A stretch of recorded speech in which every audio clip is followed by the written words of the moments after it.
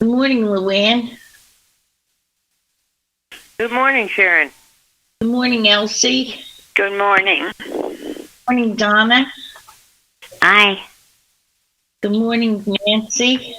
Good morning. Good morning, Debbie. Good morning. Good morning, Susan. Good morning.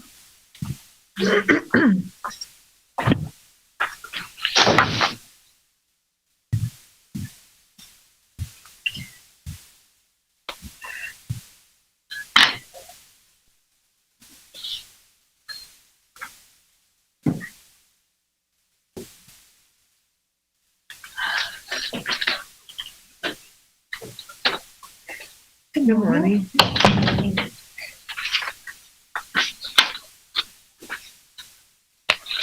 Good morning, Karen. Good morning, Sharon.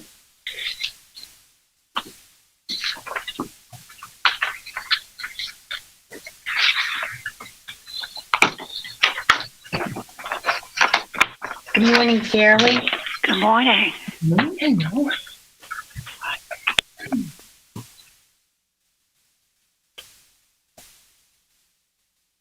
Good morning, Suzanne. Good morning.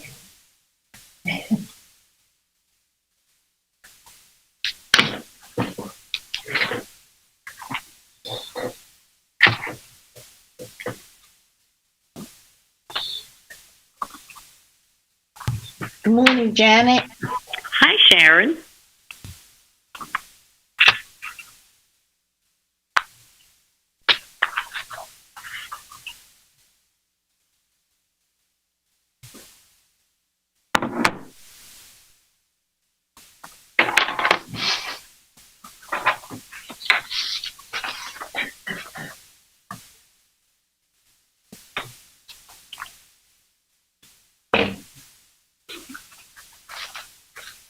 Good morning, Francis.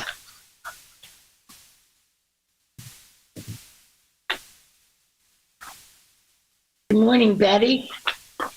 Good morning.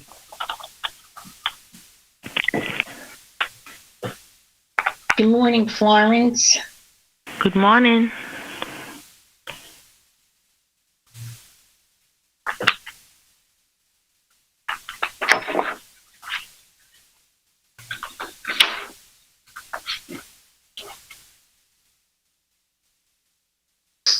Good morning, Dale. Good morning, Sharon.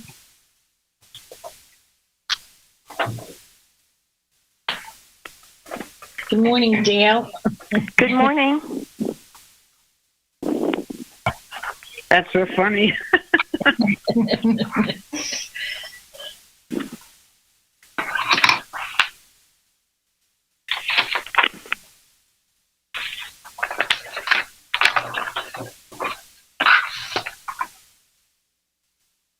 Good morning, Elizabeth.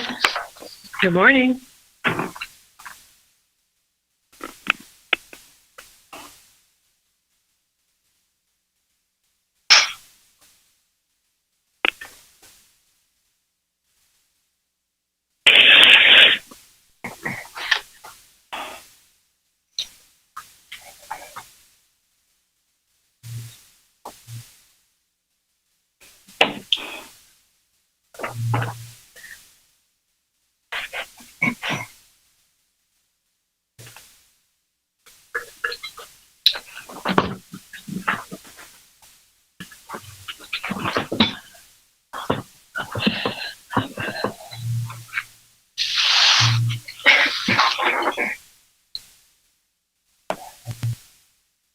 Good morning, Wendy. Good morning.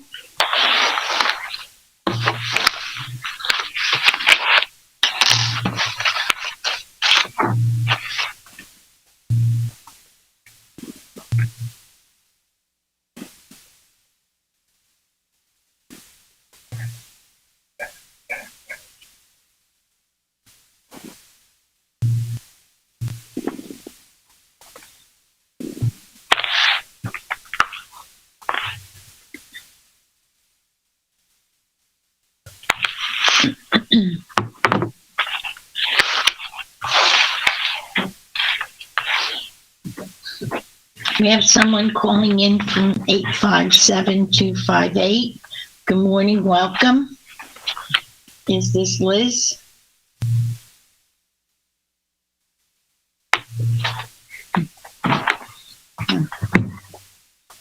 Nice to have you with us. And it's 10 o'clock. This call is being recorded. Hello, everyone, and we welcome you to our Sunday morning roundtable discussion. Thank you all for joining us today. We are recording from the Plainfield Christian Science Church Independent, Plainfield, New Jersey, the United States of America. And we will begin today with our morning prayer. Yes, I'm reading from Divinity Course and General Collectania, page 222. And it's just an excerpt from her, Mrs. Eddy's, further recorded statement. She says, "Abide in the 91st Psalm and know that such abiding is treatment and protection. There is nothing that can make laws or influence you. There is but one mind, and that is love. Do not give life to evil by attaching it to a person or thing. It cannot live without a body. Man is immortal one. There is but one infinite manifestation. No error can attach itself to man, and why deceive ourselves by thinking it can do so? Every manifestation of life is ever present and omnipresent good, and this carries within itself all healing and sustenance. So that the kingdom of heaven is within you, and this is your armor." Mary Baker Eddy. Perfect, thank you. Okay, watching point.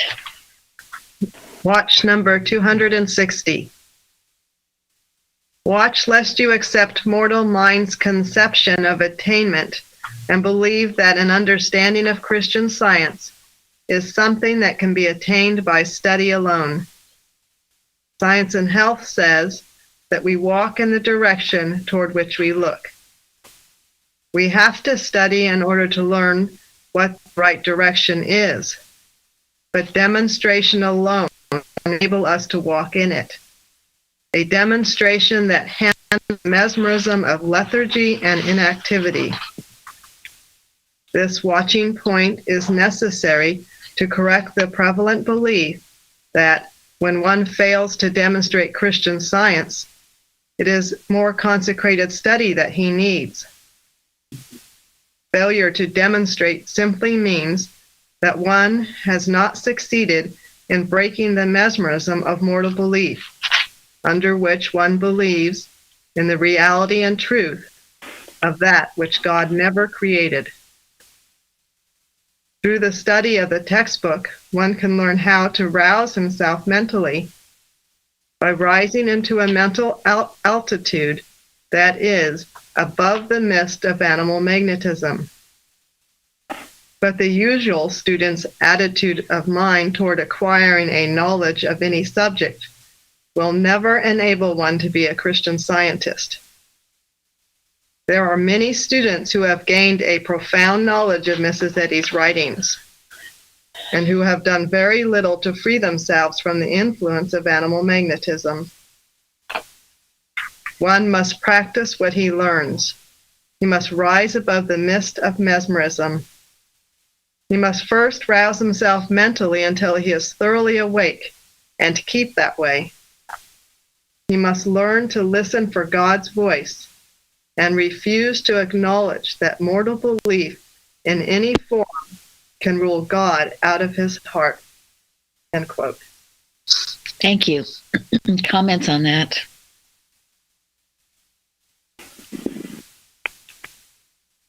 Well, I know before I came here, I used to read a lot of technical things, and I used to read very quickly, and I found pretty much instantaneously that you just can't do that with what we have here. You have to read it slowly, paragraph by paragraph, and just take it in. And then I think makes about the whole thing about demonstration reminds me of Bicknell Young saying, "You don't know yourself until you do church work." So, definitely true. And why is that? Well, because we need to quiet ourselves, listen to what God has to say, and work together. So. Thank you. Church work requires demonstration, and it'll stick out like a sore thumb when it's not demonstrated. And also, Mrs. Evans used to tell us you would get far more opposition to doing church work, quote, church work. There really, in a way, is no such thing as church work and other work. It's all God's work, right? But doing this work for this church, where there's always opposition. So when you learn to overcome that opposition, you have gained great growth. And many of you will find that in whatever you're doing for church, the opposition and having to overcome it. Right, Florence? That is true. Mm-hmm. True. In all kinds of ways it would come, but that's why again she tells us to just keep abiding in the truth. Mm-hmm. Yes. Well, when you're doing trying your best at doing the obeying, God can't be taken out of your heart, and that's very, very comforting. Well, it is, and when you have that deep desire to serve Him and love Him, that's right, and you do overcome all the opposition. But we've talked about it. There are ways, even just coming to church service, things would come up, or giving a testimony, things come up. The most simplest things. I know when Lyndon Shardy just reading the watch message, especially when they weren't living in Plainfield and there was opposition in their homes. They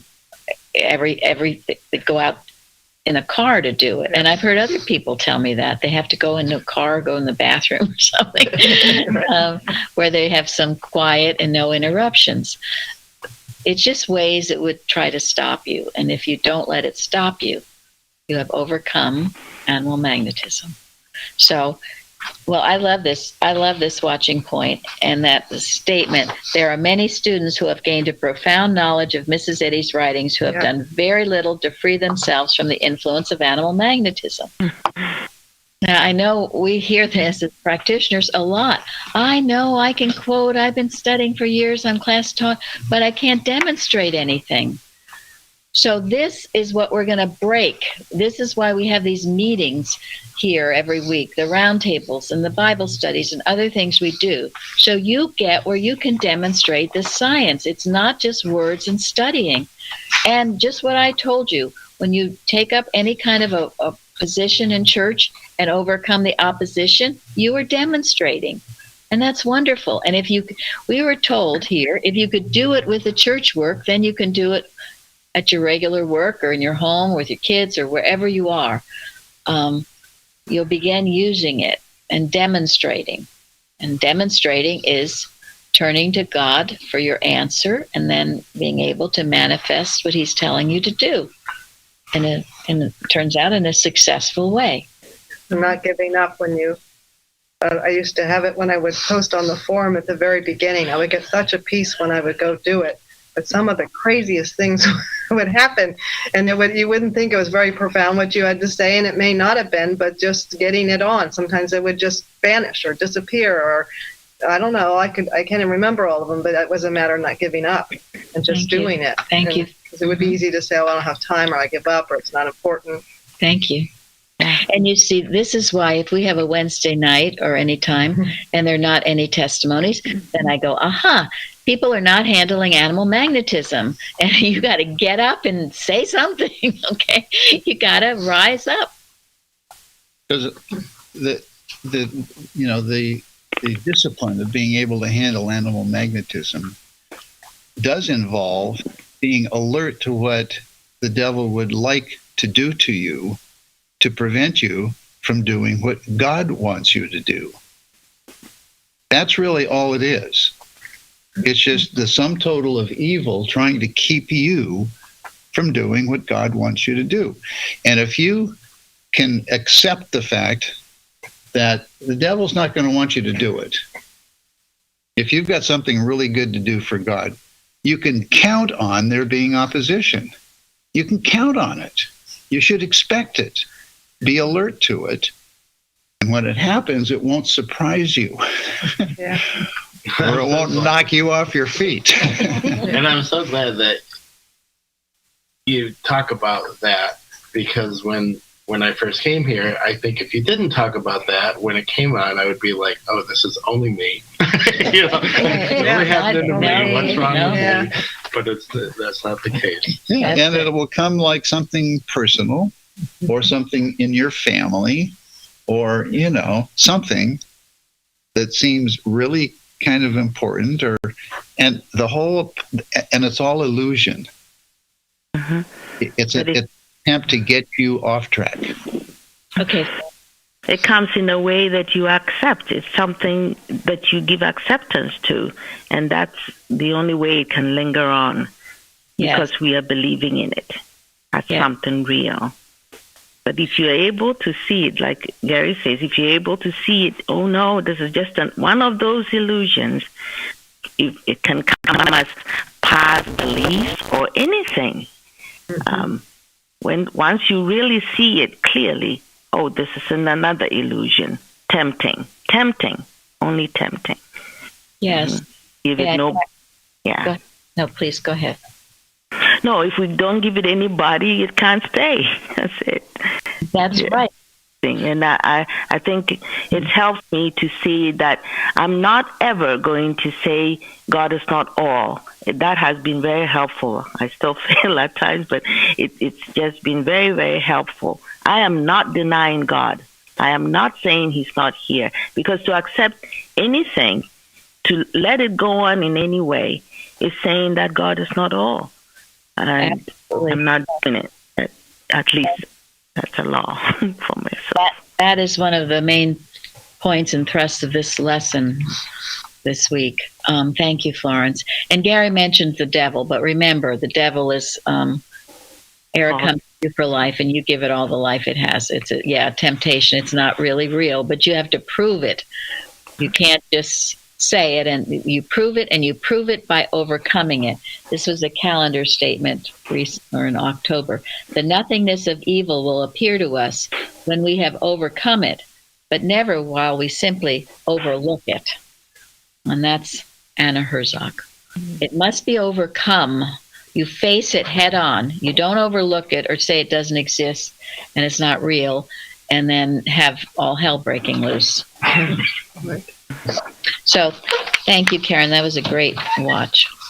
You're welcome. Now, they're all wonderful, but anyway, I wanted to, before we get into the lesson, Carrie sent me a lot of beautiful things this week I'll be referring to throughout this time together.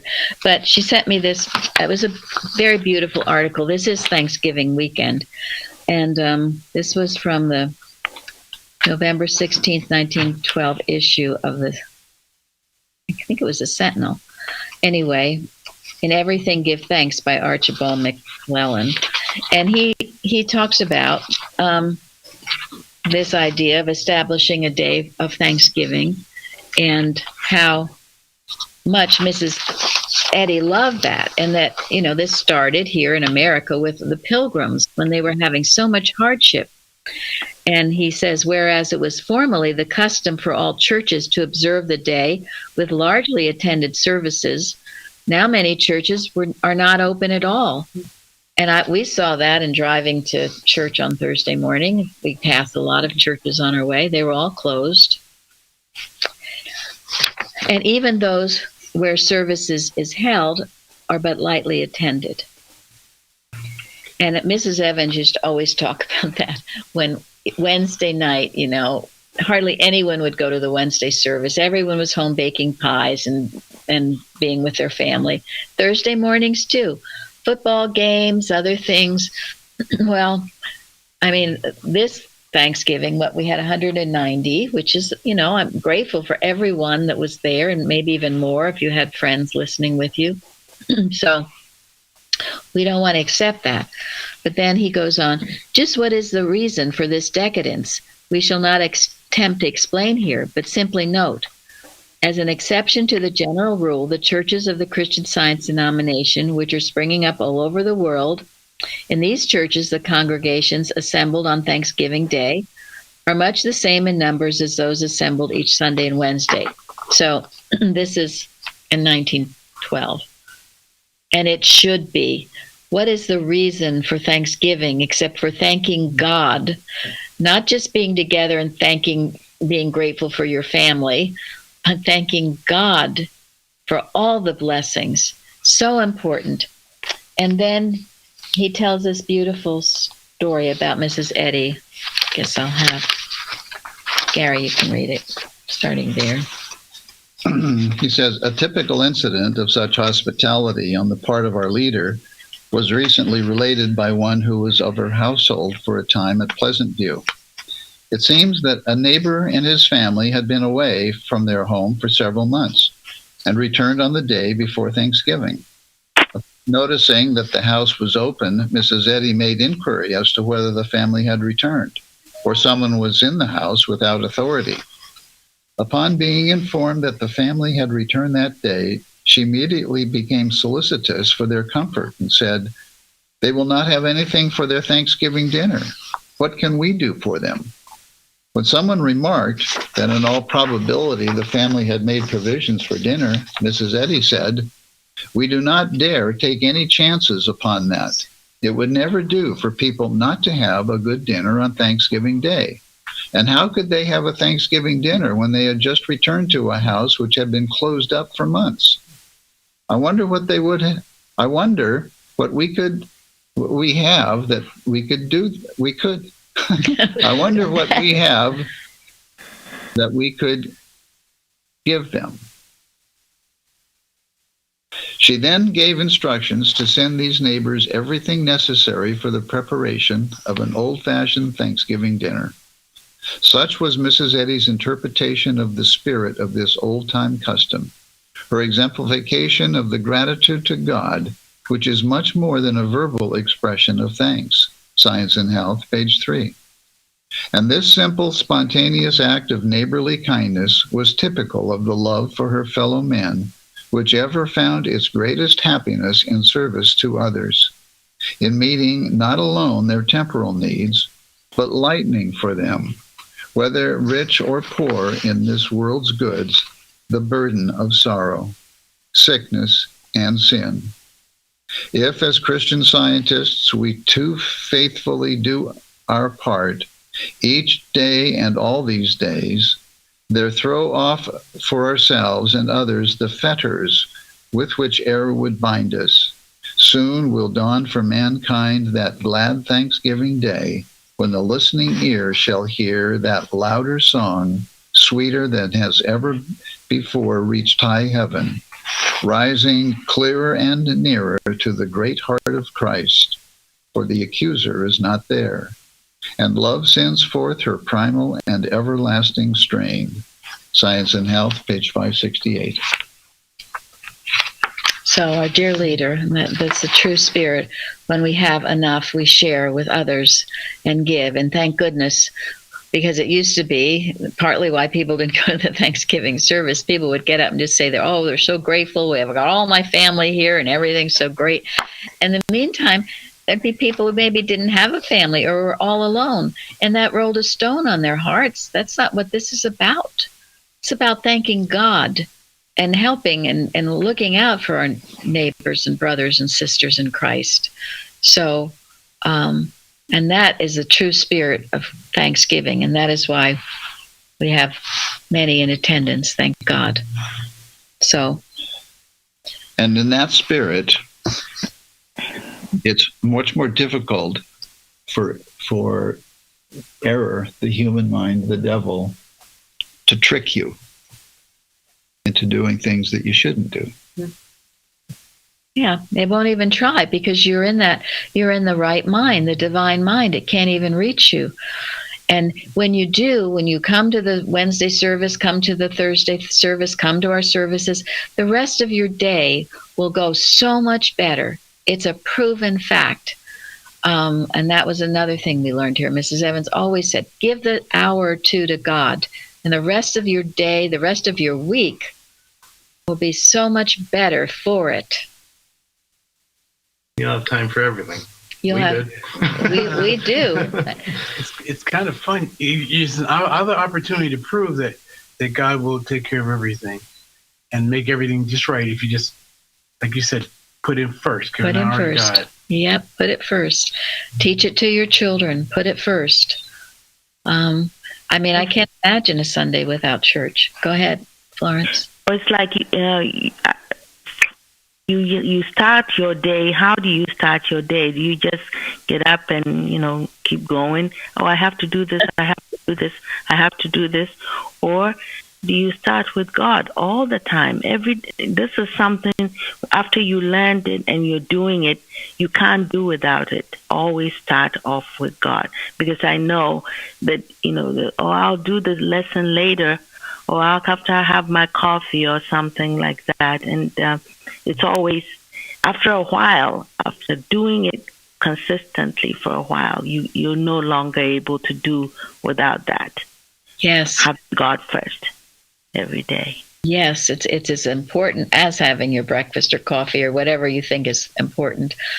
It's so important, your communion with the Father every morning, first thing as you arise.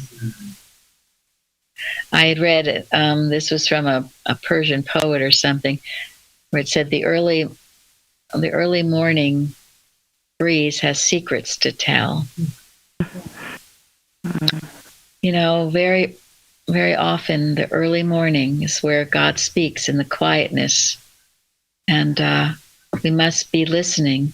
Get some of your most wonderful inspiration in the early morning hours. It's why Christ Jesus, at many times we read, he was up very early, before dawn sometimes. The early morning breeze has many secrets to tell. I love that. A lot of times when I wake up, I'll have the answer to something I need or whatever. So. Right. Where you might not get it at night, but just be still. And when you awake refreshed, even if it is before dawn, whenever it is, listen. All right. Our subject, ancient and modern necromancy, alias mesmerism and hypnotism, denounced. My favorite topic now, one of my favorites. And Linda, what did you write about that? Well, I looked up the word denounced, and it was from 1828, censure, condemn, damn, decry, reprehend. And then I looked at what the opposite would be, the antonyms, which would be to allow and applaud, approve, ignore it, commend, compliment, praise, welcome. So to me, it was a good analogy. I mean, not analogy. It's not, you can't be lukewarm about this. Either cold or hot. So either you're supporting hypnotism or you're not. You can't just ignore it or tolerate it. You may not go around overturning tables. I mean, it seems like it's around every corner in different ways in our society now. But I found that I realized, at some point I had a kind of indifference or apathy toward it, because I figure, well, let people do what they want to do, but mentally you can't at least do that. And because it's nothing to play around with. It has to be denounced. Thank you very much. Yes. Very important. We cannot be lukewarm. We had many people thank us. They were from Australia. We had a very strong watch Thursday night, and we were denouncing error. And sometimes you have to. Ways that are vain. Miscellany, page 210. Certain individuals entertain the notion that Christian Science mind healing should be two-sided and only denounce error in general, saying nothing in particular of error that is damning men. They are sticklers for false convenient peace, straining at gnats and swallowing camels. The unseen wrong to individuals and society they are too cowardly, too ignorant, or too wicked to uncover. and excuse themselves by denying that evil exists. This mistaken way of holding sin in order to maintain harmony has licensed evil, allowing it first to smolder and then break out in devouring flames. All that error asks is to be let alone. Even as in Jesus' time the unclean spirits cried out, "Let us alone. What have we to do with thee?" We all like to just say God is love, and it is very important that we do that and come around to that point. Yes, the allness of God, as Mrs. Eddy says, and as Florence was just saying, we must know that, but you've got to handle sometimes specifically the error. We know this is true because of the results, and we have heard good results from our friends in Australia. And they were so grateful we took that stand. So it's a combination. It's a combination, but just wanting to stay totally on the God is love part it's almost like the Eastern religions or something, right? This we're will be. Yes, we're different than that, but you have to understand how. Otherwise, people, we've made a reality of it and this is horrible. When you get the right sense of it, it's not making a reality of it. It's totally destroying even the very belief in it. And when it comes to liberty and the rights of men, there aren't two sides. There's not two sides. Would you say in the Civil War that the plantation owners had a side? They thought they had a side. But was that a side? No. No. There's one side, and that's God's side. And in discerning some of this, it's got to be for freedom, liberty. We must have it in all respects. And what's going on now with these mandates and the government telling people what to do, I don't think that's a side. Not a side. So this lesson is so perfect. I'm just so excited, and I just prayed and prayed that I could give it to you in a way that you can understand it and use it. Because you see, the story, yes, what have I to do with you? Leave me alone. Don't talk about me. I don't want to hear anything. Don't talk about me. Because when you do talk about it, you see how stupid error is. It exposes itself, and then it will destroy itself. And you see how wicked it is. Right. And if you don't handle it specifically, well, it will handle you. Yes. Guess what? Right. And so we have to. Sometimes you have to name names. Mrs. Eddy used to do this early in her career. When she saw evil working through people, she named names. After a while, she learned not to, because she realized that many of her students personalized the evil and didn't handle it properly when she named a name. But she only did that for her students' benefit.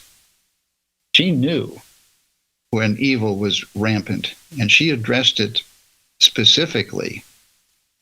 And that is how she healed. And that is how she kept the Christian Science movement starting on the right track when she was here. In the third the third edition of Science and Health, there's a whole chapter on demonology. She took all that out, but she goes into all of this because at that time, my gosh, it was sprouting up all over the place. But yes, and we don't like to name names. We really don't. And for the most part, we do not name names because people do all of it, So we don't name names. It's impersonal. It's neither person, place, nor thing. Sometimes it seems to come through various person, places, and things, but it's still impersonal error. And if you can understand this, you can handle it properly. If we did not do this, we never would have won the law case against Boston. We had to learn. We didn't know. We wanted to just say God is love, but we got thrown into the arena and had to fight, okay? Or be eaten alive. That's how it works, friends. In belief. There's a reason it's called malicious animal magnetism. Also, Carol found this. It's from the watching point number 301. Once Mrs. Eddy directed her maid to work for the weather. When she found the latter dwelling on God's allness, she rebuked her, saying, "Now come down from sailing around up there. It's rain we need. Let's have some rain." Then she said, "Beliefs about the weather are easier healed than sickness." She rebuked the effort to realize God's allness that did not include its application to the present need. Why? Because it would be like going to a spring for water without a pail. So that's why sometimes we hit hard. And I know some people don't understand why, but there's a reason. There's a reason for everything we do. And it is okay just to be quiet and pray about it for a while until you understand. You know? Well, and that's true. And also, absolutely the allness of God. And we've been taught here 10 affirmations to 1 denial. And you don't ever leave it in the negative. You don't ever leave this negative picture in your mind. You come full circle and blast it with the allness of God. God's law reaches and destroys evil by virtue of the allness of God. God's law reaches and destroys evil by virtue of the allness of God. That's No and Yes, page 30, Mary Baker Eddy. But it has to be the combination. And that's why ways that are vain, maybe we'll end on other parts of that. There's just so much to talk about. I just don't know what to do. So, and that's why ways that are vain. Well, that's one of Florence's favorite articles, right, Florence? Mine too. Mm-hmm. Mm-hmm. We were given it so many times during the law case years. You know, it's practically memorized in our hearts. So, all righty. And the golden text, Lillian. There is no power but of God. Thank you. And there we stand. So help us God. And that's the first commandment. That is our, what is it? Lodestone, our North Star. That's what we always come back to. That's it. It must be. And I want to make sure I get to this, so I'm jumping to science and health, and then I'll go back to the Bible. But, and all of you wrote good things. I won't have time to quote everybody, but anyway, 7, 8, and 9 in science and health. First, mankind must learn that evil is not power. Its so-called despotism is but a phase of nothingness. Christian science despoils the kingdom of evil. And Jasmine looked up some of those words, as I did too. And despoil, which is what Christian science does, guess what that is? Steal or violently remove, plunder, strip, to take by force. Okay. Send down the hill. Send it down the hill with the pigs. We don't tiptoe around saying God is love. Sometimes we do, but we gotta hit it hard sometimes.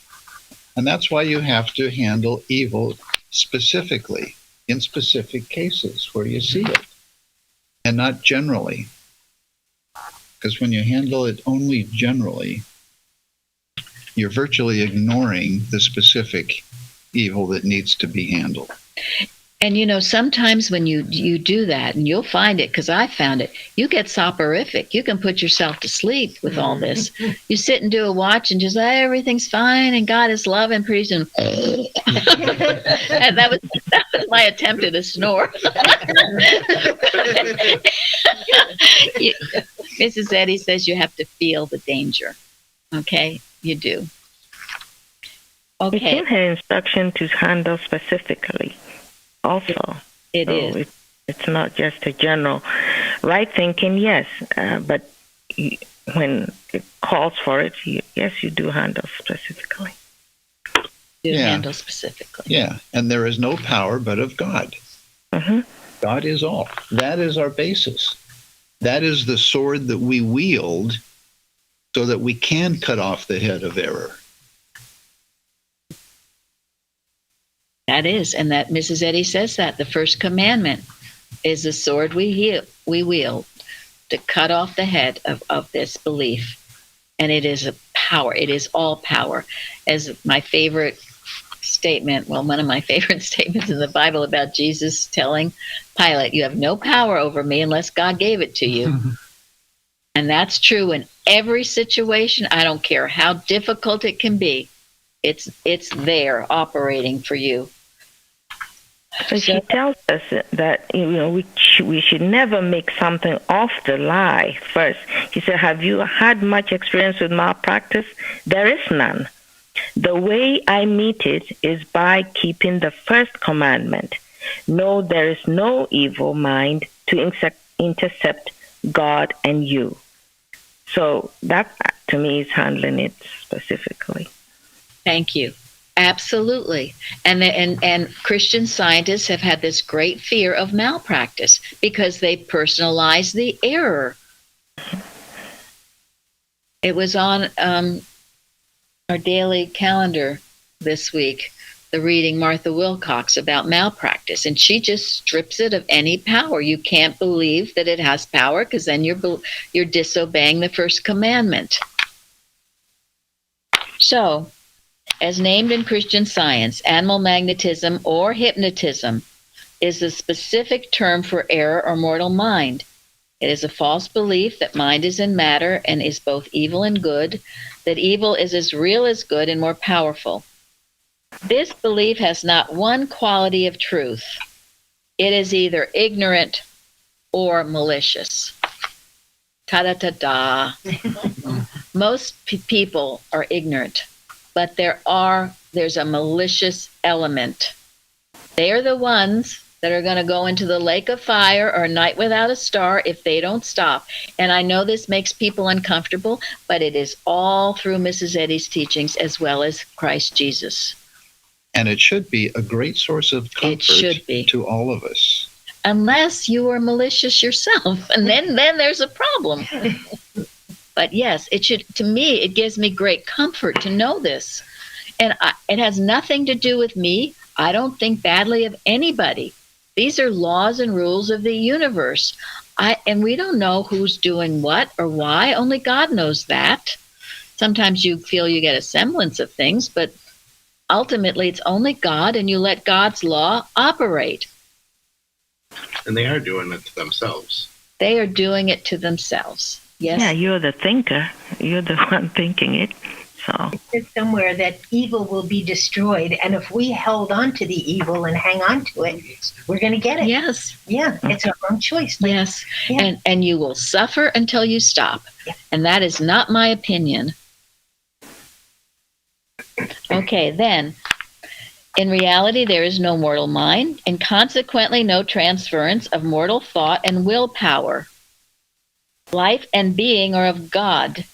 In Christian Science, man can do no harm, for scientific thoughts are true thoughts, passing from God to man. Now, I wrote about that on the forum because we're all together, all this belief, we can't be together, all this stuff. Well, in Christian Science, man can do no harm. All you have to do is know that. Our thoughts come directly from God to man. All we can do is bless each other. But we need to know this. And this is the truth. Again, this is not my opinion. This is truth with a capital T. This is what is true. If anything else seems to be happening, it's because you've been hypnotized by false media or other misled sources. Now, every function of the real man is governed by the divine mind. The human mind has no power to kill or to cure, and it has no control over God's man. This, my friends, is the vaccination. Did God make the vaccination? I don't think so. The human mind, it has no power to cure or to kill. And this is where we stand. If we think that the vaccination can cure you and is your safety, You have gone to the Witch of Endor. You are looking for an answer other than God. At the same time, because I get this a lot too, if you think the vaccination can kill you or do some horrible thing, again, where is God in that? Did God say that? We cannot give it power. It is up to us who understand this to defang it, to either cure or kill, cure or harm. To spoil either belief.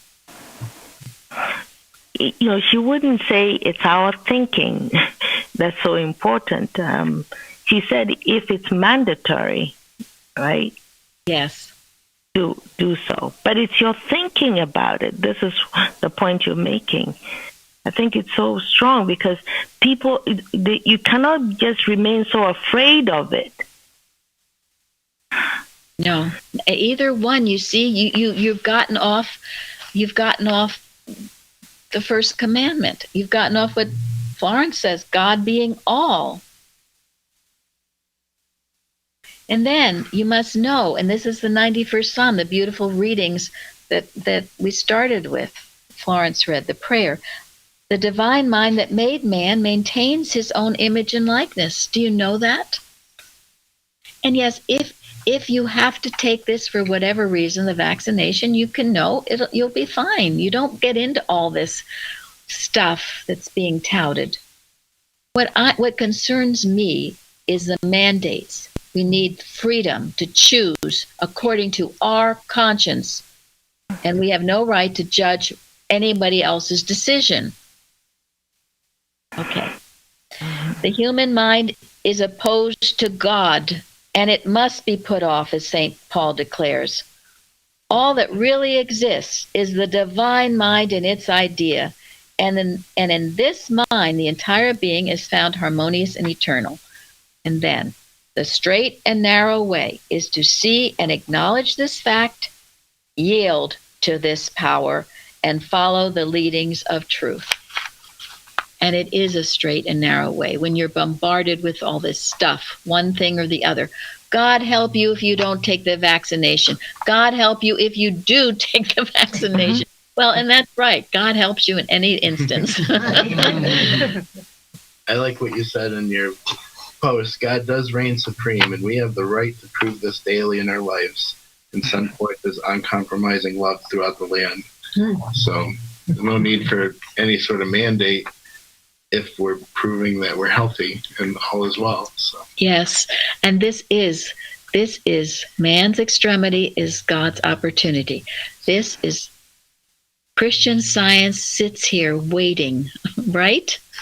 Waiting.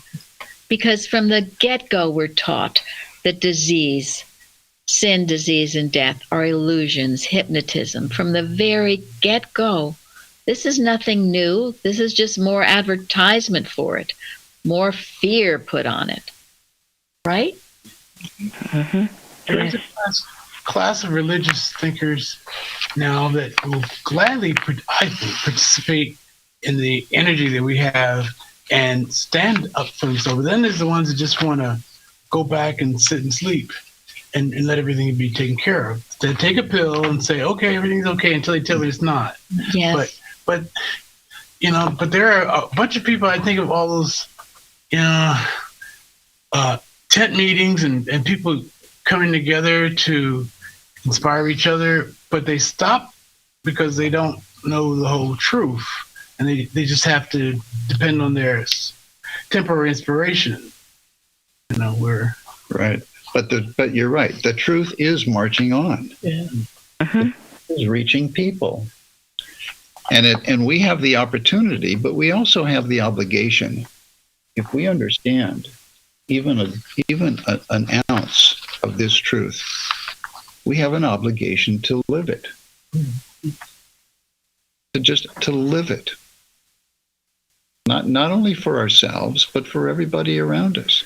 And know that those people receptive will hear and follow. Okay. It sends out healing to the world.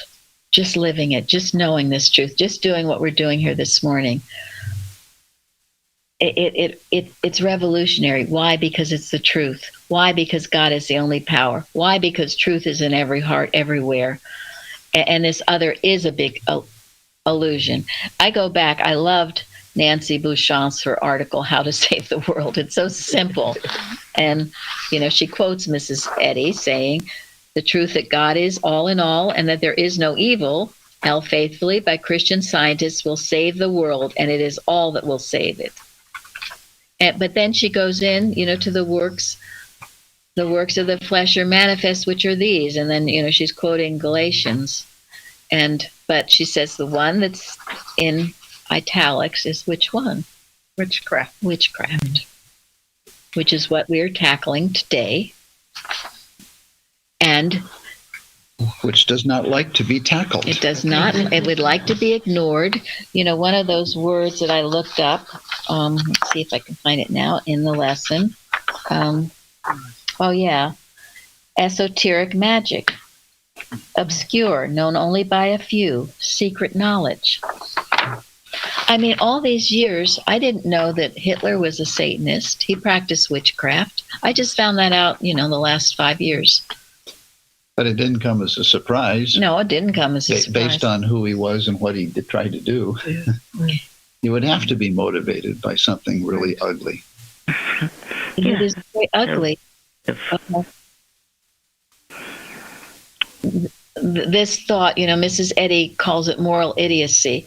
We have an article we're going to have to put up soon. It's a Paul Smiley article, and it's called Moral Idiocy. It's when you have no compass, because to a normal person, anyone who would do these sort of outrageous things to people, worse than outrageous, I don't even know what the word is. Who could do that? It's Mrs. Eddy calls it the dark Frankenstein thought. It's the Adam dream. This is the human mind. This is why we stay out of it. It's a killer. We were taught that. I used to think, human mind's a killer. Well, can't be that bad. It is. Yeah, it is. Yeah. It is. And if you get to the point where you can see that the human mind is a murderer, that is its sole objective. It is a murderer. When you can get to where you see that clearly, then you've come a long way, and you are in a position where you can be of use to God. It tries to manipulate, thinking it is God. And that's such a danger. And I think of the little voices that talk to you when you're half asleep. Those witchcraft. Mm-hmm. Oh, yes, and those are the ones. Those are the suggestions. That's why lead us not into temptation, but deliver us from sin, disease, and death. Deliver us from evil, and that's what God does. So you can overcome those temptations. And then you get where you see them so clearly, you don't give them a moment's notice. You kick them out, boom, boom, boom, as illegitimate to a child of God, to a daughter or son of the King. And you do it for yourself and for all mankind. Thank you, Craig. But yes. And that's why in citation 10, Mrs. Eddy says, discomfort under error is preferable to comfort. Yes. Because, you just as Craig described, it's dream on. And, they called for, right, the children of Israel, they wanted a king. And who did they get? Saul. Yeah. And Saul, he started out good, but he ended up thinking it was himself, his own ego, that man does it. God's out of the picture. Then he gets jealous of David, who is a godly man. He tries to kill David. And then he turns to the witch of Endor. And the witch of Endor, what does that represent? Evil thinking. Yep. Mm-hmm. This is something from Carrie. We know indeed that there are those who exclaim that contemporary events only prove that Christianity is a failure and that a new gospel is wanted. They seek for comfort in occultism, and they think they have found hope in spiritualism. Secret mysteries without moral responsibility and without corporate duties have a special attraction for those who regard the church as obsolete and unsympathetic. Endor is often the refuge of those who shun the thought of Calvary. Men seek for any vision but that of a God who forgives sin and who asks for the self-surrender of will. Those who have no wish for the vision of God will not find it. On the whole, men get what they seek. It may be pleasure, self-indulgence, or self-satisfaction, or it may be the very drug of spiritual life, the deadly narcotic which seeks to stifle pain in self-absorbed expedience. But it is not so much a revised gospel that we need as a pure and more humble spirit to receive and welcome the old one. Jesus Christ, the same yesterday and today and forever. Meaning of Endor. It's seeking, it's disregarding the first commandment and seeking whatever somewhere else, including, as Craig said, it's much easier, holy Moses, it's much easier just to pop a pill than to do what we're doing. But anyway, I could go on for 3 hours. There's so much in this lesson. But we will end now back to ways that are vain. And ways that are vain. Animal magnetism, in its ascending steps of evil, entices its victims by unseen, silent arguments.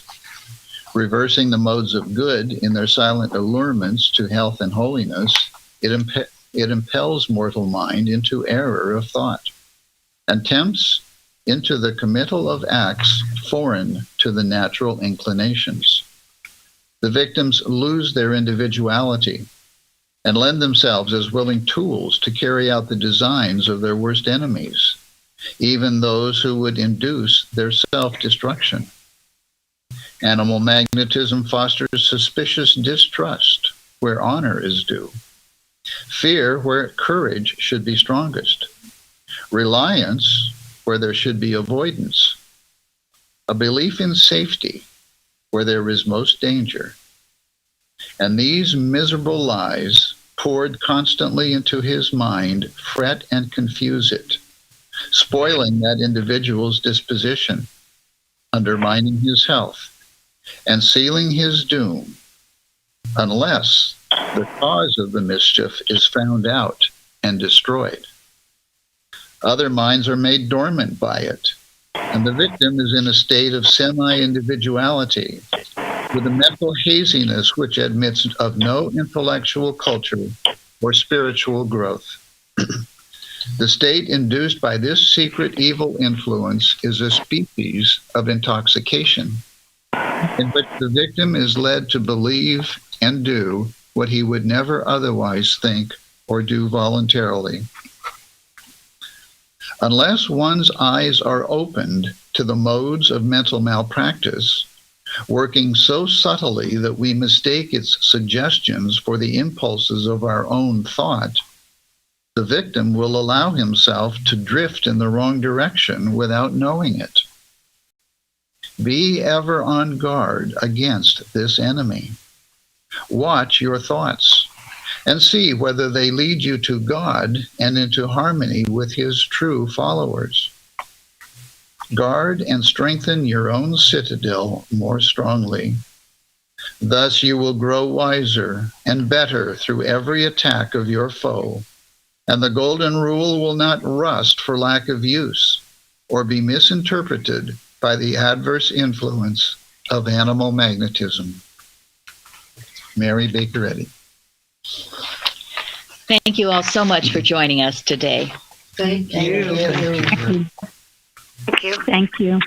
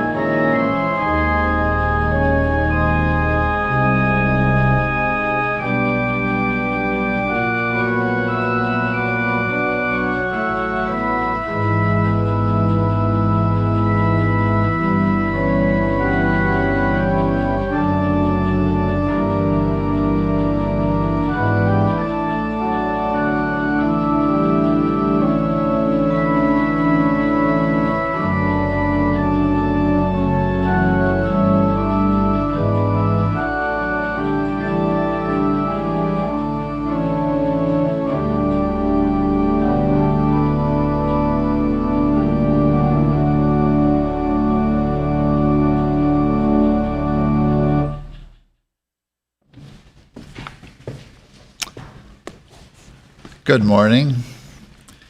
Let's begin our service by singing hymn number 280. Praise, my soul, the King of heaven, to his feet thy tribute bring. Ransomed, healed, restored, forgiven, who like us his praise should sing? Praise him, praise him, praise him, praise him. Praise the everlasting King. Hymn number 280.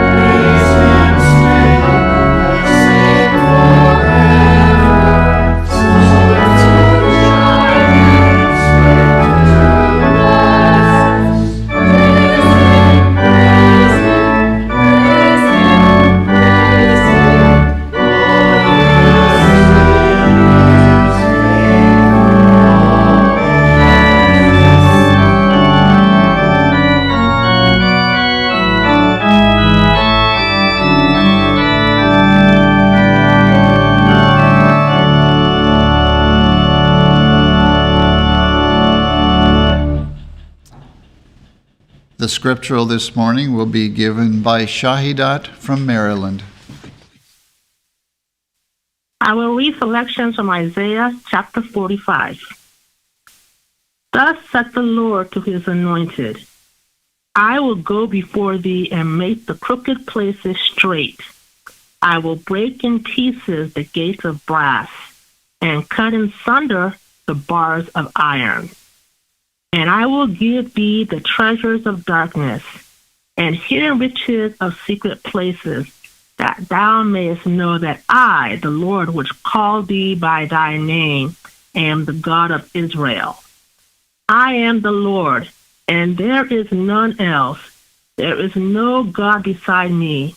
I girded thee, though thou hast not known me, that they may know from the rising of the sun and from the west that there is none beside me. I am the Lord, and there is none else. I form the light and create darkness. I make peace and create evil. I, the Lord, do all these things. I have made the earth and created man upon it. I, even my hands, have stretched out the heavens, and all their hosts have I commanded.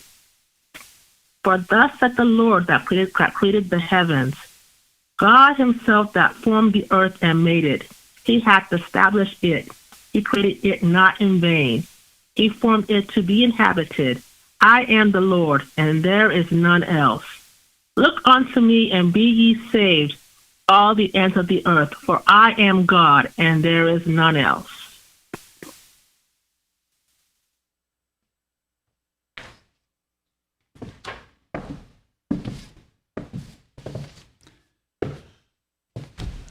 We will now have a moment of silent prayer and follow with the Lord's Prayer and its spiritual interpretation as given in the Christian Science textbook.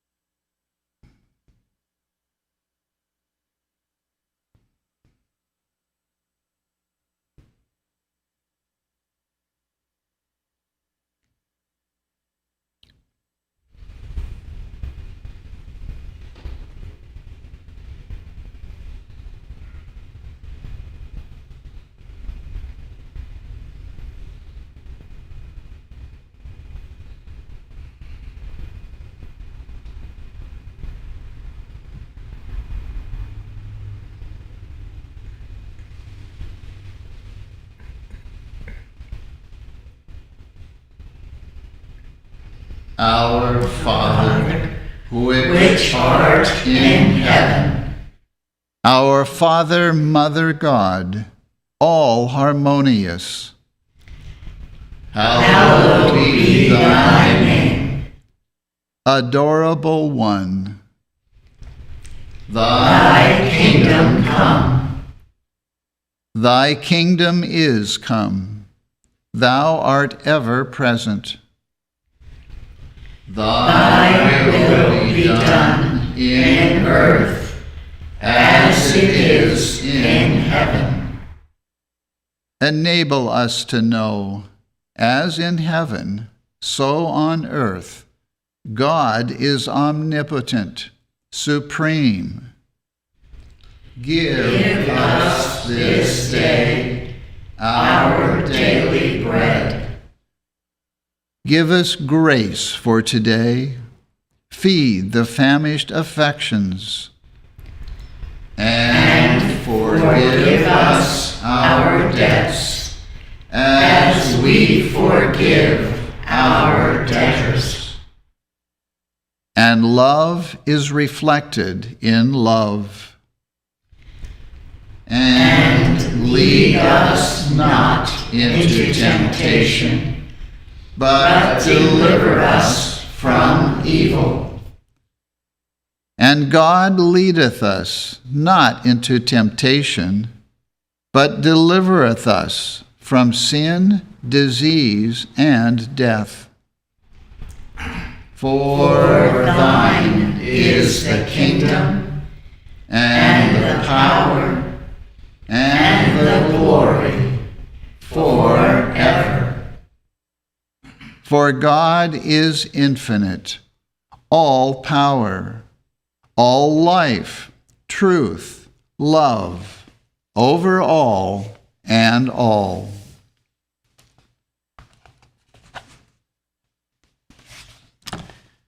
Let's now sing hymn number 12.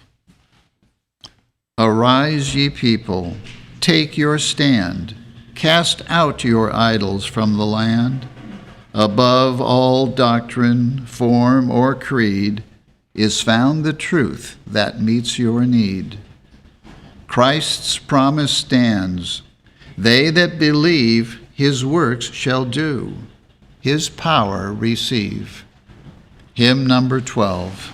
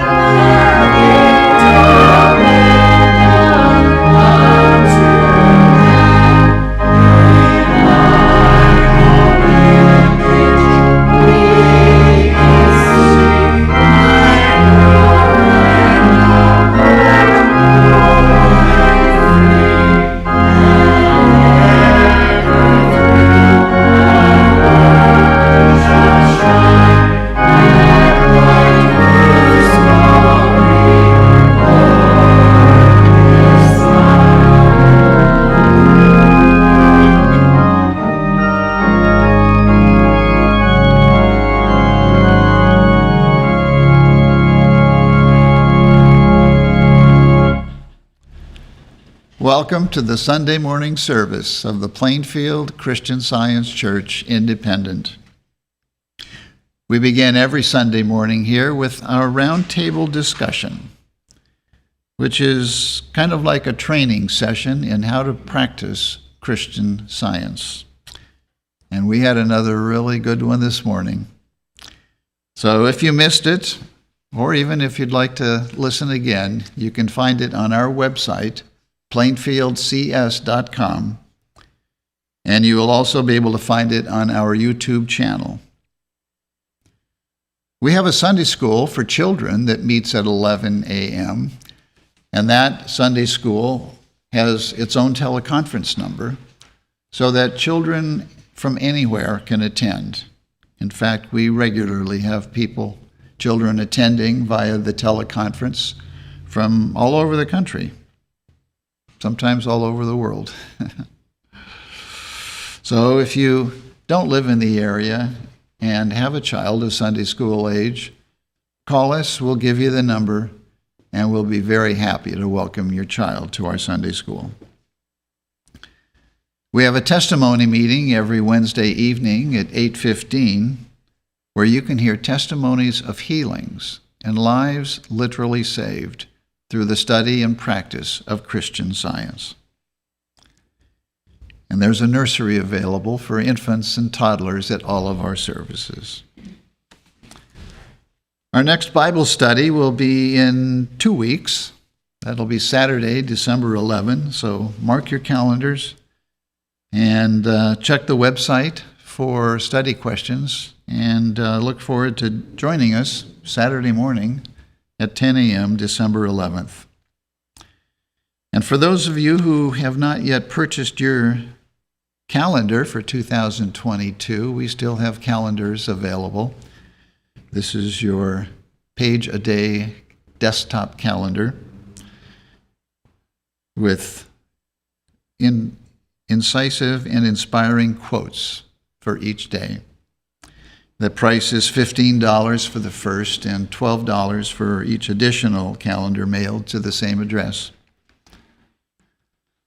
And we're busy printing and mailing this week. The November issue of Love is a Liberator, our magazine, was mailed on Monday. So if you haven't received it yet, it's in the mail and you should be getting it any day now. We have a number of websites in many different languages which reach virtually every corner of the world with the Word of God and this wonderful science of Christianity that Mary Baker Eddy has discovered for us. One of the articles that I would like to mention that is featured on our website is an article entitled Declaring What is True by Edward A. Kimball. We are every day thinking things about ourselves. And it's important to take a minute and ask yourself, what am I thinking about myself? Am I declaring what is true, or am I declaring what is false about myself? This is a really good article. I recommend it highly. Everyone is welcome here, and that includes all of you who are listening and participating from around the world. And now we will have a reading of a testimony of healing from Miscellaneous Writings, which attests to the healing power obtained by studying the Christian Science textbook. And that reading will be given this morning by Elsie from Alabama. Page 449. It is a little over 1 year since a very esteemed friend of this city invited me to partake of the heavenly manna contained in the revelation of science and health with key to the scriptures.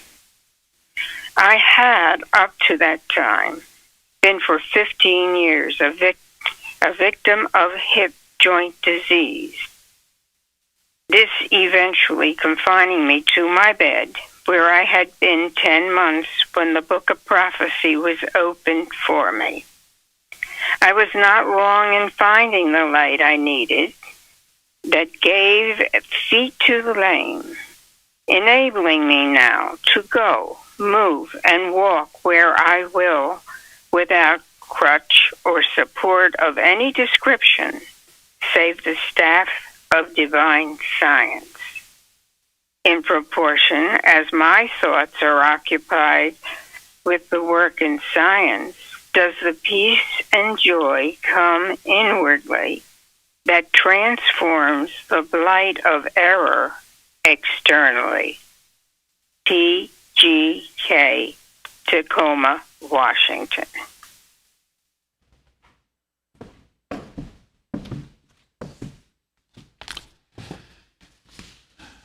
The lesson sermon for this morning can be found on page 20 of the Independent Christian Science Quarterly. Subject: Ancient and modern necromancy, alias mesmerism and hypnotism, denounced. The golden text is from Romans. There is no power but of God. The responsive reading is from Exodus.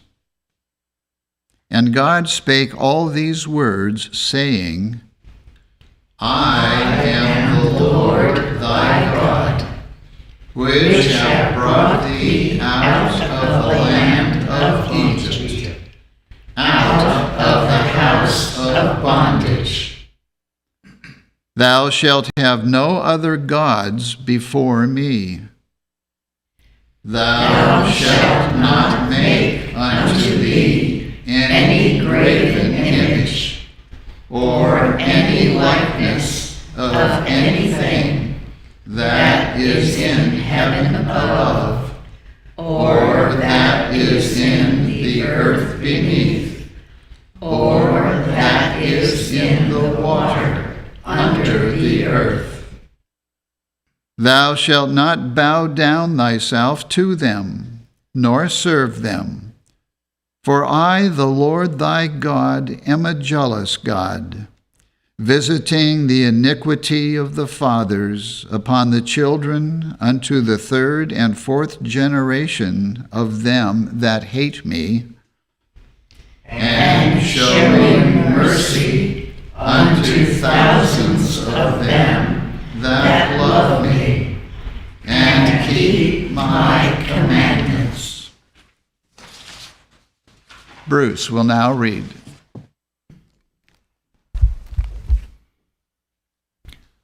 I will read from the Bible, Deuteronomy.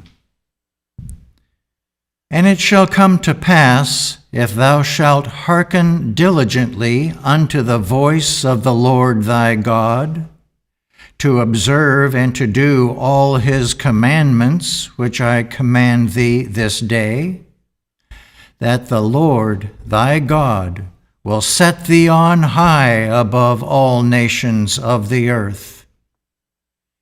And all these blessings shall come on thee, and overtake thee, if thou shalt hearken unto the voice of the Lord thy God. Blessed shalt thou be in the city, and blessed shalt thou be in the field. Blessed shalt thou be when thou comest in, and blessed shalt thou be when thou goest out. The Lord shall cause thine enemies that rise up against thee to be smitten before thy face. They shall come out against thee one way, and flee before thee 7 ways. And thou shalt not go aside from any of the words which I command thee this day, to the right hand or to the left, to go after other gods, to serve them. Isaiah. And when they shall say unto you, Seek unto them that have familiar spirits, and unto wizards that peep and that mutter, should not a people seek unto their God? 1 Samuel. Now Samuel was dead, and all Israel had lamented him, and buried him in Ramah, even in his own city. And Saul had put away those that had familiar spirits and the wizards out of the land. And the Philistines gathered themselves together, and came and pitched in Shunem. And Saul gathered all Israel together, and they pitched in Gilboa. And when Saul saw the host of the Philistines, he was afraid, and his heart greatly trembled.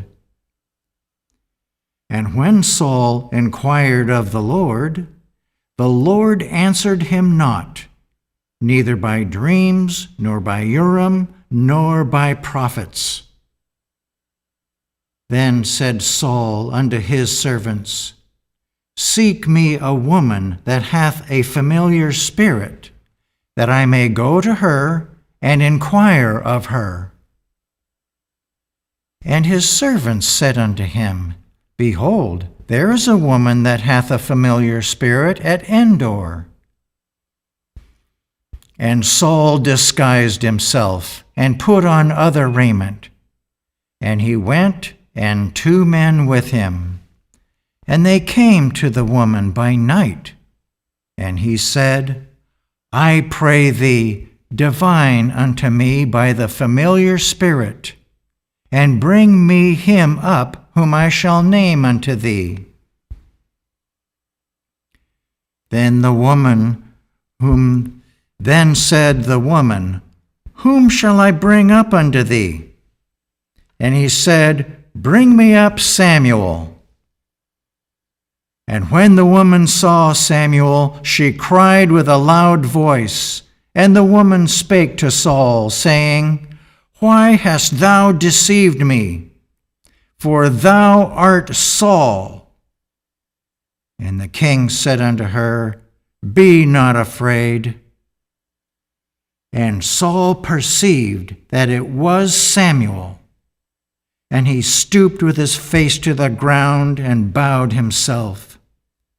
And Samuel said to Saul, Why hast thou disquieted me to bring me up? And Saul answered, I am sore distressed, for the Philistines make war against me, and God is departed from me, and answereth me no more, neither by prophets nor by dreams. Therefore I have called thee, that thou mayest make known unto me what I shall do. Then said Samuel, Wherefore then dost thou ask of me, seeing the Lord is departed from thee, and is become thine enemy? And the Lord hath done to him as he spake by me, for the Lord hath rent the kingdom out of thine hand, and given it to thy neighbor, even to David, because thou obeyest not the voice of the Lord. Luke. And Jesus returned in the power of the Spirit. And there met him out of the city a certain man which had devils long time, and wear no clothes, neither abode in any house, but in the tombs. When he saw Jesus, he cried out and fell down before him, and with a loud voice said, What have I to do with thee, Jesus, thou Son of God Most High? I beseech thee, torment me not. For he had commanded the unclean spirit to come out of the man. For oftentimes it had caught him, and he was kept bound with chains and in fetters. And he brake the bands, and was driven of the devil into the wilderness. And Jesus asked him, saying, What is thy name? And he said, Legion, because many devils were entered into him. And they besought him that he would not command them to go out into the deep. And there was there an herd of many swine feeding on the mountain. And they besought him that he would suffer them to enter into them. And he suffered them. Then went the devils out of the man, and entered into the swine. And the herd ran violently down a steep place into the lake, and were choked. And when they that fed them saw what was done, they fled, and went told it in the city and in the country.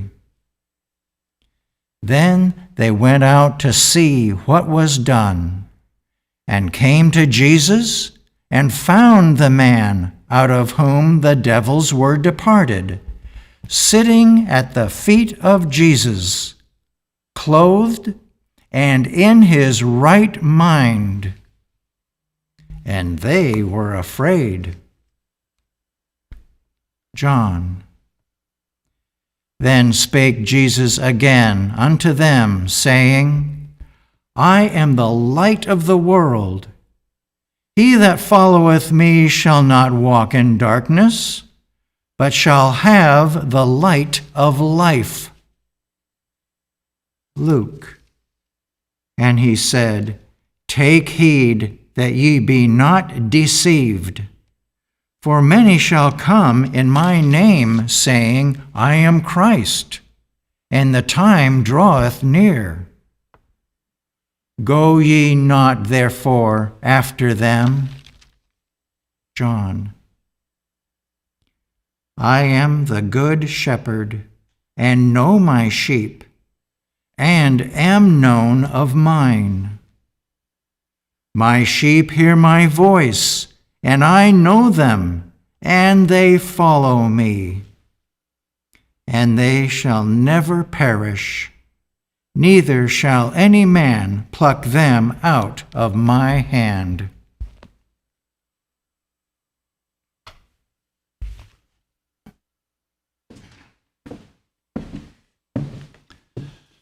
Amanda from Missouri will now read. I will read correlative passages from Science and Health with Key to the Scriptures by Mary Baker Eddy. We acknowledge and adore one supreme and infinite God. We acknowledge his Son, one Christ, the Holy Ghost or Divine Comforter, and man in God's image and likeness. Divine mind rightly demands man's entire obedience, affection, and strength. No reservation is made for any lesser loyalty. Ignorance of God is no longer the stepping stone to faith. The only guarantee of obedience is a right apprehension of him, whom to know aright is life eternal. To ascertain our progress, we must learn where our affections are placed and whom we acknowledge and obey as God. If divine love is becoming nearer, dearer, and more real to us, matter is then submitting to spirit. The objects we pursue and the spirit we manifest reveal our standpoint and show what we are winning. Jesus taught the way of life by demonstration, that we may understand how this divine principle heals the sick, casts out error, and triumphs over death. By his obedience to God, he demonstrated more spiritually than all others the principle of being. Every trial of our faith in God makes us stronger. The more difficult seems the material condition to be overcome by spirit, the stronger should be our faith, and the purer our love. The Apostle John says, "There is no fear in love, but perfect love casteth out fear. He that feareth is not made perfect in love." Here is a definite and inspired proclamation of Christian Science. Mankind must learn that evil is not power. Its so-called despotism is but a phase of nothingness. Christian Science despoils the kingdom of evil. As named in Christian Science, animal magnetism or hypnotism is the specific term for error or mortal mind. It is the false belief that mind is in matter and is both evil and good, that evil is as real as good and more powerful. This belief has not one quality of truth. It is either ignorant or malicious. In reality, there is no mortal mind, and consequently, no transference of mortal thought and willpower. Life and being are of God. In Christian Science, man can do no harm, for scientific thoughts are true thoughts, passing from God to man.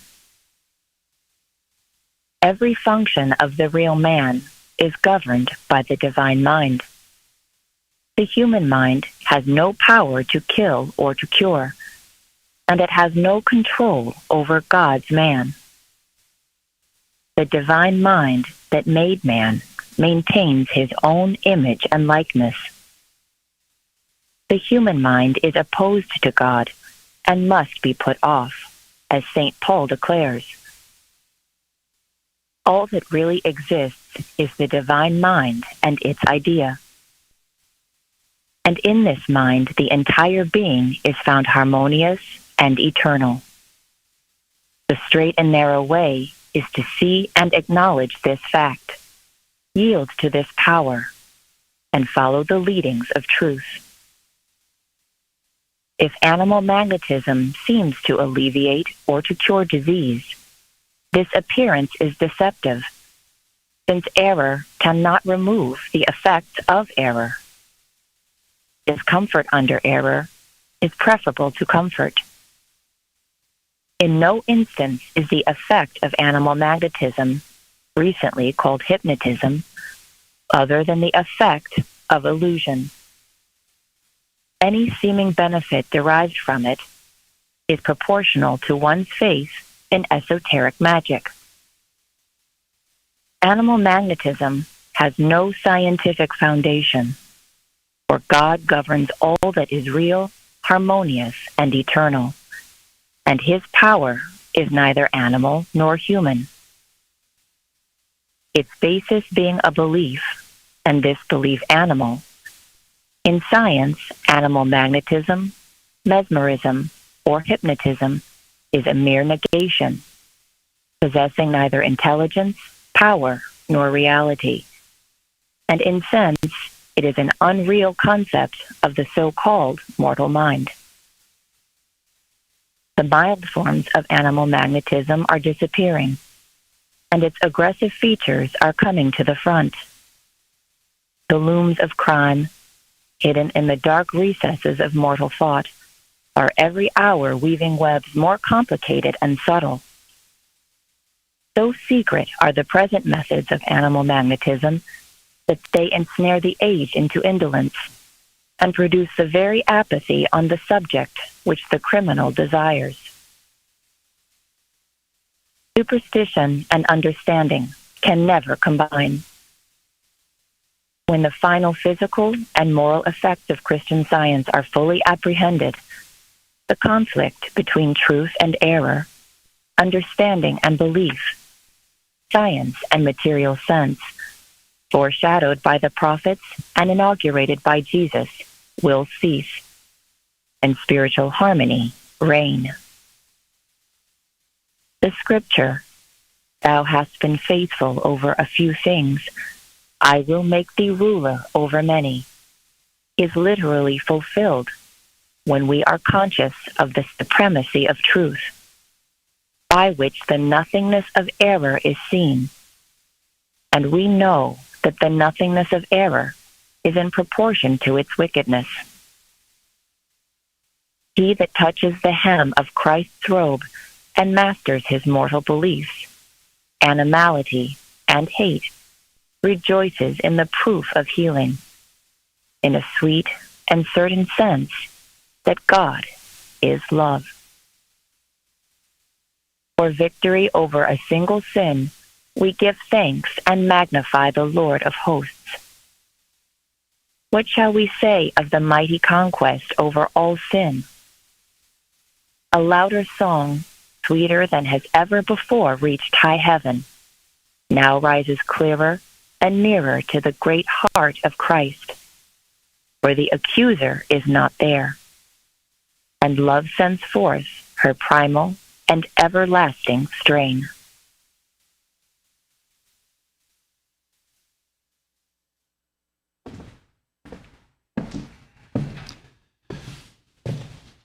Let us now have a moment of silent prayer for our world.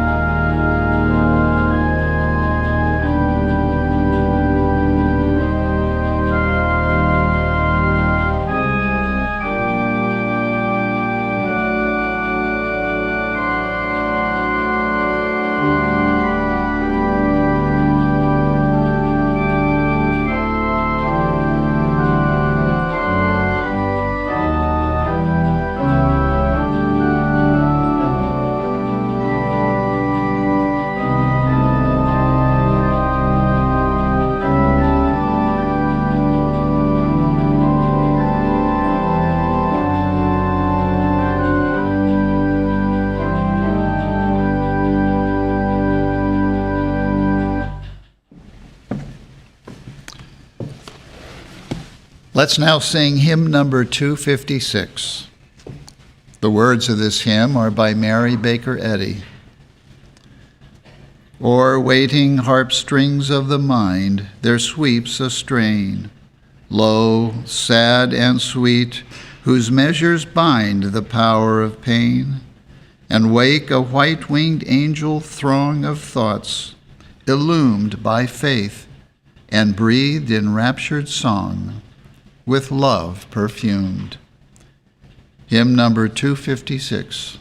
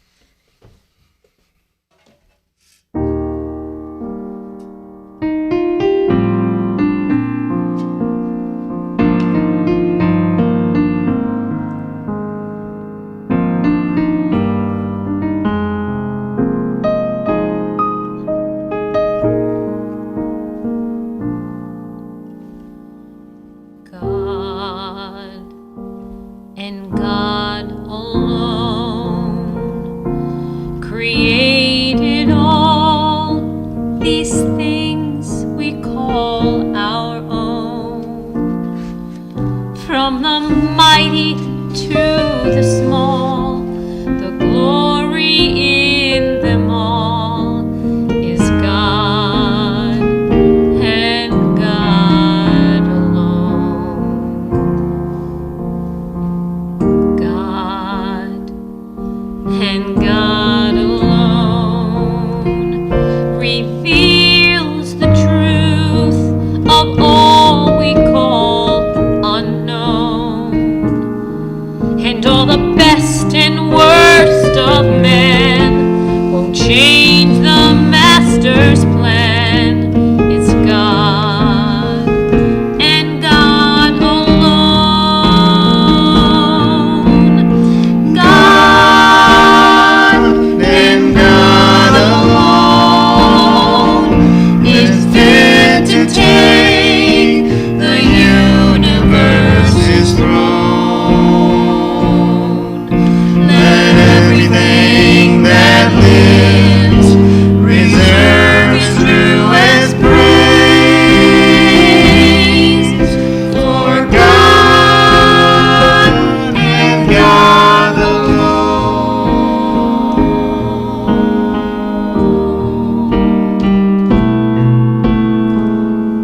God and God alone will be the joy of our eternal home. He will be our one desire.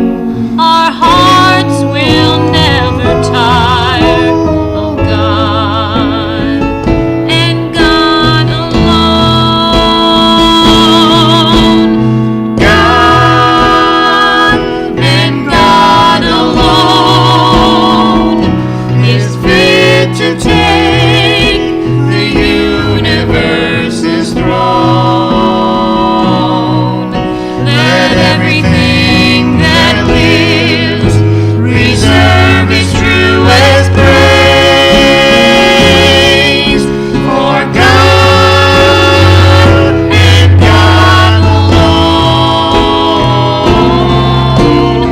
God and God alone is fit to take the universe's throne.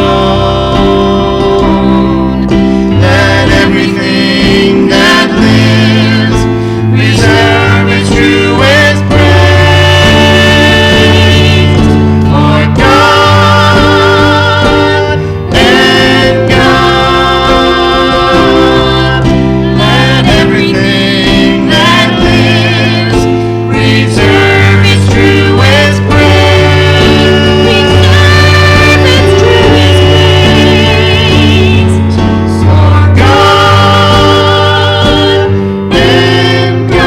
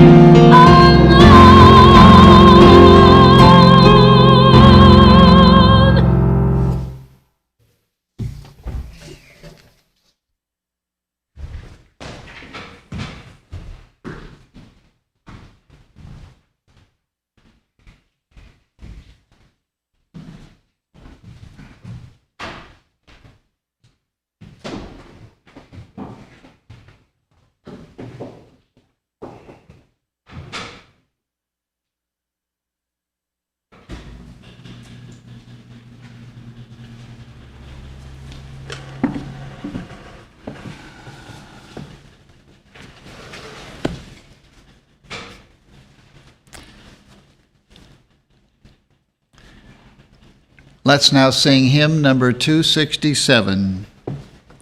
Our God is all in all. His children cannot fear. See baseless evil fall, and know that God is here. Hymn number 267.